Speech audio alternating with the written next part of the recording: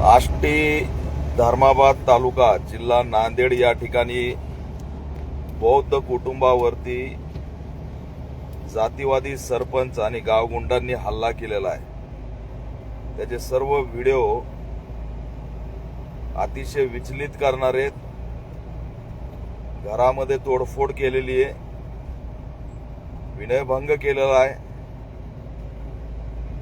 त्या ठिकाणी समाज बांधवाला मारहाण सुद्धा करण्यात आलेली आहे आणि काट्यानी लाट्यानी मारहाण करण्यात आलेली।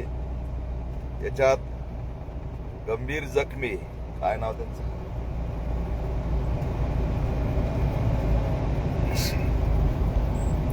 एक समाज बांधव अतिशय गंभीर जखमी आहे आणि डीवायएसपी पाटील यांच्याशी मी आताच बोललोय।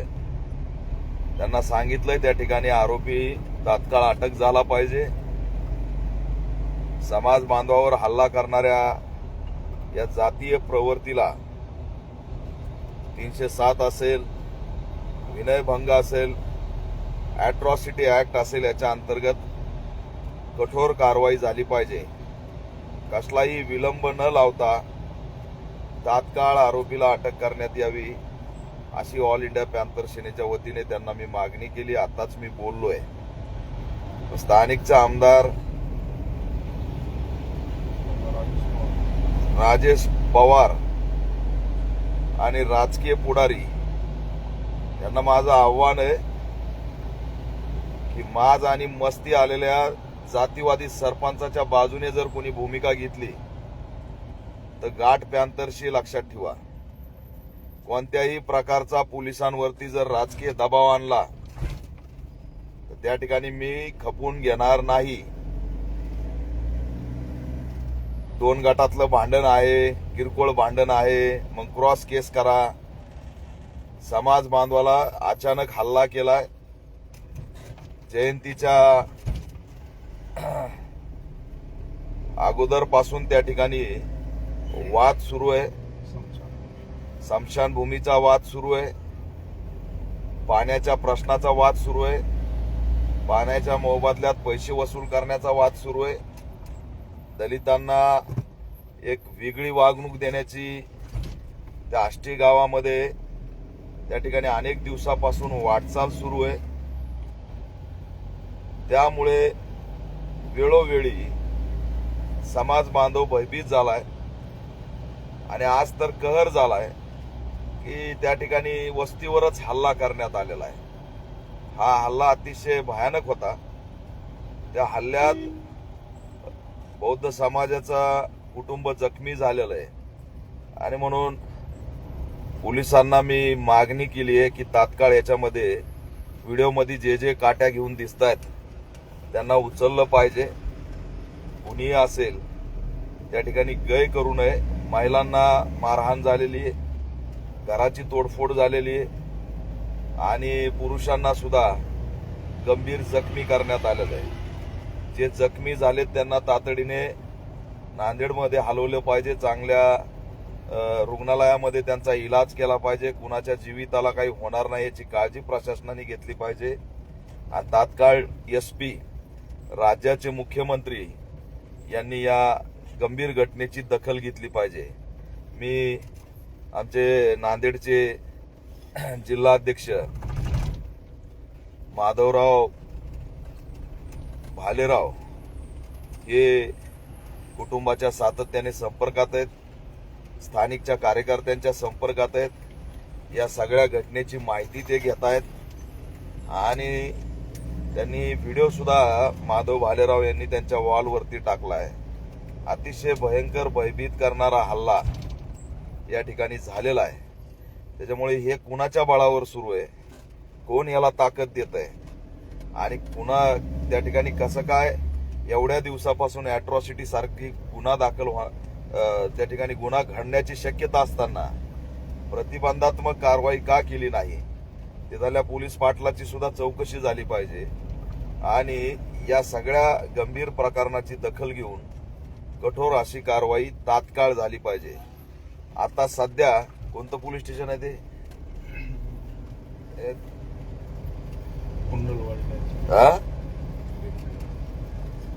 आता सध्या पोलीस स्टेशनला पीडित कुटुंब बसून आहे आणि पोलिसांनी दुहेरी कारवाई करण्याची गरज नाही. त्याच्यामध्ये व्हिडिओमध्ये लाट्या काट्या घेऊन मारहाण सुरू. कोणतं? कुंदनवाडी पोलीस स्टेशनला सध्या कुटुंब बसलेलं आहे. तात्काळ एसपीनी सुद्धा याची दखल घ्यावी. राज्यामध्ये सर्वच शोषित घटक अन्याय अत्याचाराला बळी पडतोय आणि त्याच्यातून भयभीत सारखी स्थिती आज झालेली आहे. त्याच्यामुळे नांदेडच्या या समग्र घटनेकडे पोलिसांनी गांभीर्याने घ्यावं. या 2-4 दिवसामध्ये मी पीडित कुटुंबाची भेट घेणार आहे. भयभीत करण्याचा जर कोणी प्रयत्न केला, राजकीय दबावाचा तर कोणी प्रयत्न करूच नये, अन्यथा त्या ठिकाणी आम्ही थेट नाव घेऊन त्याचा असणारा भूमिका जाहीर केल्याशिवाय राहणार नाही. तात्काळ पोलिसांनी गावात सुद्धा धाव घेतली पाहिजे. त्या ठिकाणी बंदोबस्त संरक्षण दिलं पाहिजे आणि एसपी आणि जिल्हाधिकाऱ्यांनी उद्याची उद्या त्या ठिकाणी शांतता कमिटीची बैठक घेऊन सामाजिक बहिष्कार टाकण्याची कुणी हिम्मत करणार नाही अशा पद्धतीचे ठोस पावलं नांदेडच्या एसपींनी आणि जिल्हाधिकाऱ्यांनी उचलावेत, तहसीलदारांनी उचलावेत आणि पीडित कुटुंबाला तात्काळ त्या ठिकाणी संरक्षण द्यावं अशी ऑल इंडिया पॅंथर सेना मागणी करत आहे. सरपंच आणि जे कोणी मारेकरी असतील त्यांना तातडीने अटक झाली पाहिजे ही सुद्धा आमची मागणी राहील. कुटुंब अतिशय भयभीत झाले. त्या ठिकाणी जो मारहाणीचा व्हिडिओ बघितला तो अतिशय वेदनादायी आहे. पोलिसांचा धाक राहिलेला नाही. पोलिसांना कुणी घाबरत नाही अशी स्थिती झाली आहे. कायद्याचा धाक राहिलेला नाही आणि त्याच्यामुळे नेमकं बळ कुणाचं आहे की काट्या दिवसा डावळ्या आमच्या समाज बांधवावर घातल्या जात आहेत. हे कुणाच्याच तरी बळाशिवाय होऊ शकत नाही. राज्याचे गृहमंत्री देवेंद्र फडणवीस यांनी राज्यात असं माहोल केलंय की दलितांना मारहाण करताना कुणालाही भीती वाटत नाही. त्याच्यामुळे एकंदरीत ही व्यवस्था या घटना घडायला कारणीभूत आहे आणि म्हणून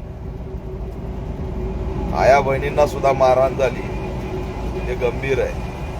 तात्काळ याच्यात कारवाई करावी, अन्यथा राज्यव्यापी आंदोलन केल्याशिवाय आम्ही राहणार नाहीत असा इशारा देतो.